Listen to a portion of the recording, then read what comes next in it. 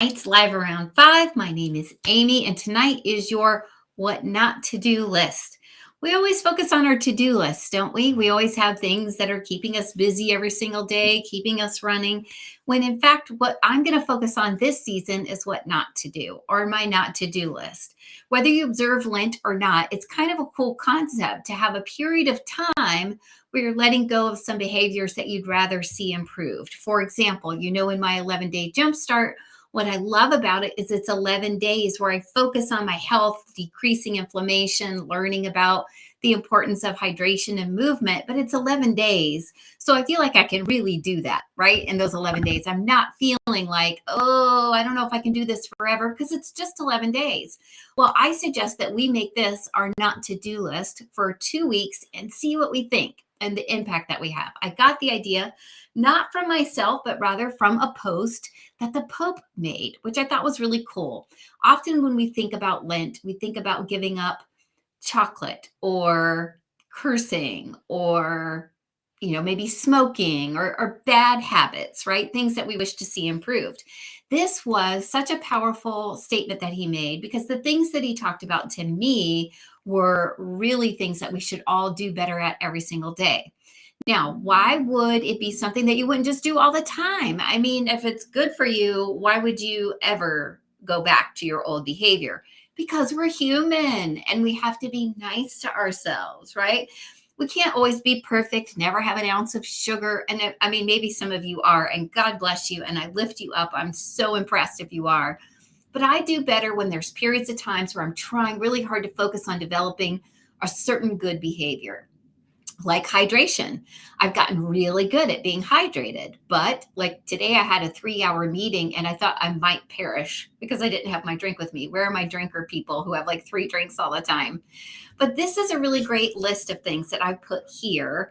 And it's things like this. Let me tell you, it's not using hateful language, not raging with anger or embodying pessimism or worrying or complaining, putting extreme pressures on ourselves. I don't know about you, but especially I think women worry and work about this in different ways, maybe than men. I think everybody has a different set of worries and fears that they struggle with, and they put that pressure often on themselves. So releasing ourselves of that, feeling bitter, acting selfishly, holding grudges, and talking ceaselessly, right? Never getting quiet and listening.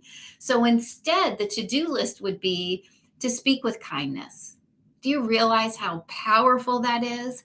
Just taking a moment where you feel that sharpness of your tongue, and I'm talking about myself here, where you just want to come back with a real fast quip and say something really witty and sharp and make your point, when instead you could be kind and soft and welcoming and empathetic. That is life changing when we're interacting with people, right?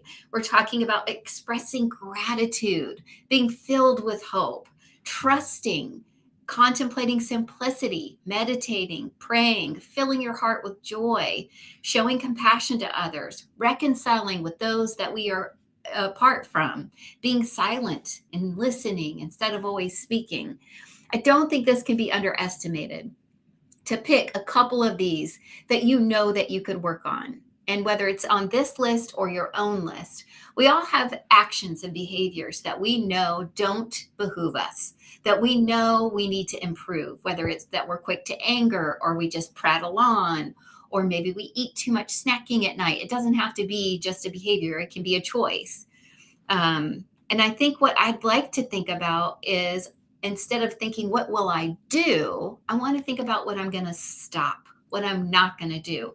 As an entrepreneur, what comes to mind immediately for me, and I had a great conversation with my dear friend Deanne today along these lines, is I'm going to stop wasting time. Right? Think of how much time as an entrepreneur you sit and you think and you plan and you strategize. And if you've been an entrepreneur for a while, you should have a strategy, right? You should have a list of daily activities. You should have who you serve, how you serve them, what you offer. And if we're always in the planning phase, we're never in the execution stage. I'm always thinking about what you might like to detox your home. I'm never talking to you about it. I'm never mentioning how much I love thieves. And I use my first place I would detox is your laundry, right? That's not me doing a business. That's me thinking about doing a business. And there's power to being personally developed and strategizing. But I think we've made that into what we consider a business when it's not. I think entrepreneurs also tend to overextend ourselves. I don't know if you know, but the 40-hour work week was created with the concept that there would be somebody back home who's doing all the cooking, cleaning, laundry, child rearing, home management, right? That's how our society evolved. And now what we expect is for both parents or anybody in a household to both go out and work and then come home and take care of all of that, a second full-time job. And so I think as we can be as efficient as possible, as effective as possible, and allow ourselves to focus on what's important and stop wasting time. For myself, I'm speaking for myself, it can really take our businesses to another level, because efficiency doesn't mean that we're abrupt. It doesn't mean that we're skipping steps. It means you know exactly what you need to do and you do it daily, consistently. The other thing I think about entrepreneurialism is a lot of the times we shoot for the moon, right? I want to be the top rank in the whole company.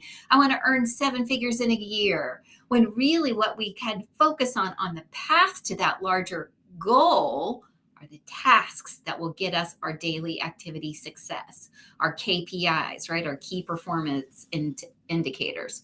So that's something else I'm going to stop. I'm going to put on my not to do list being too wasteful of my time, because time isn't given. We never know what could be around the corner, and every day is precious. So let's stop some certain activities. Let's do it for 2 weeks. You pick what you want to pick. My thing I'm going to pick is wasting time. If I'm working, I'm going to be efficient, effective, and focused. And I'm really excited about that.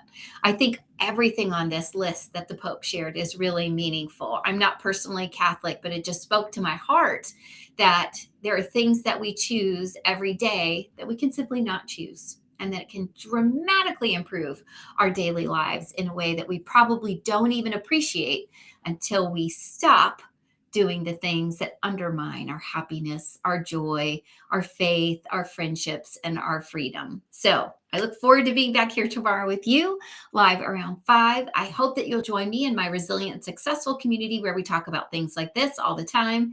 And I hope you have an amazing night. I can't believe it's going to be 80 degrees where I live in the middle of February soon. So I hope wherever you are, it's nice and sunshiny too. So have an amazing evening.